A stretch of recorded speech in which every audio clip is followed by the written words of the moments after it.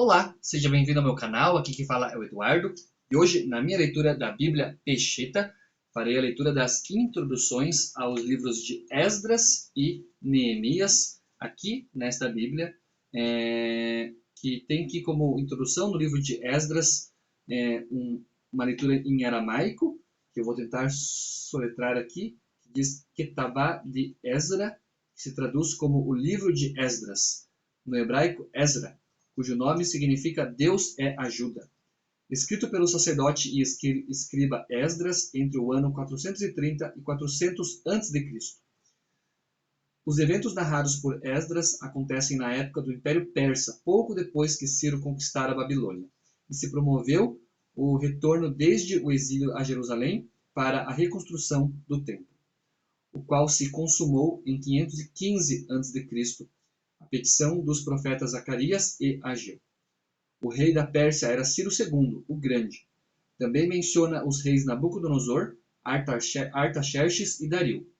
Narra a atividade profética de Jeremias, Zacarias e Ageu nesse tempo. Descreve o decreto de Ciro, a devolução dos utensílios de culto no templo a ser reconstruído, a reconstrução, a ratificação do decreto de Ciro por Dario, a dedicação do templo, o reconhecimento de Esdras como sacerdote e escriba, os líderes que retornaram e conclui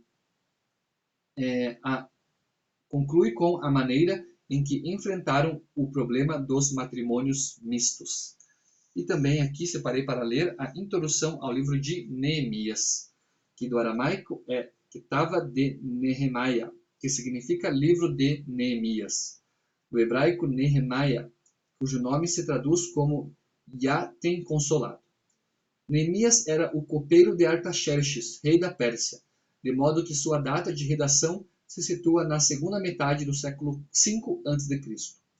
Um copeiro nas monarquias orientais era um funcionário do mais alto nível e uma pessoa de confiança do rei, pela confiança e lealdade que se requeria.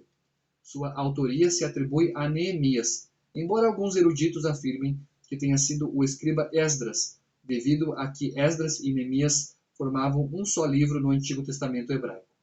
Esdras e Neemias e os dois livros de crônicas estão estreitamente vinculados, o qual assegura para defender o argumento de que Esdras foi o autor. Este livro relata as circunstâncias da reconstrução da muralha de Jerusalém, o avivamento do povo de Deus e o restabelecimento do culto no templo, os conflitos internos e outros aspectos da vida cotidiana. Proporciona as medidas implementadas e as listas do povo para repovoar Jerusalém e outras cidades de Israel, a dedicação da muralha, a relação de sacerdotes, levitas e patriarcas da época e as extraordinárias reformas de Neemias.